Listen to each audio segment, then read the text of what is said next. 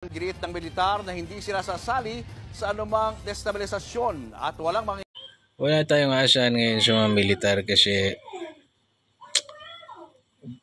ito po observation ko lang. The military is infiltrated, highly infiltrated, and their officers, yung pinakamatataas nila, mga supot na kaliwaang utak.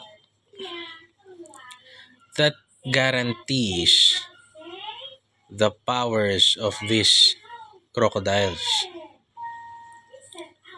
Kasi yung military, yung mga duwag dyan, they always hide on the fact that I am loyal to whoever is sitting there. Maling mindset Akala nila tama yun They justify yung pagiging supot nila You should be loyal to the Constitution. Biruin mo, may allegations ng drug use, corruption, pagtaas ng kriminalidad, pero wala pa rin kasi nga mga supot. Hindi ko rin naman sila masising maging supot sila dahil yung mga mabababang uri at saka yung mga baguhan sa military dyan, lito yung utak. Nung una niyan, gustong-gusto niya si Bongbong compared sa isang kaliwa. 'Di ba? Kasi 'di ba? Kaliwa ang kalaban ni Bongbong nung una Only to find out na they're together. Naglalaro lang sila. It is a strategy. It is a massive strategy yung political na laro ng mga pula at dilaw. Kaya nga hindi pula at dilaw ang tunay na magkalaban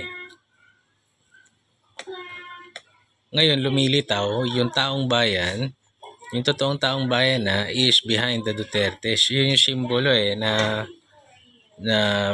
inaanuhan ng taong bayan, tinatayuan ng taong bayan. And these politicians, exposed silang lahat Lahat ng mga pinakamatataas na opisyales sa gobyerno na ito, mga gago They are exposed. So, ano nga asahan mo ngayon sa nasuporta? Sinong senador bukod sa mga PDP laban ang magko-call ng change?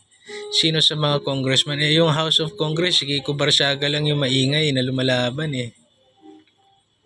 Wala. This exposed na nakipag-unite siya sa lahat ng mga gago.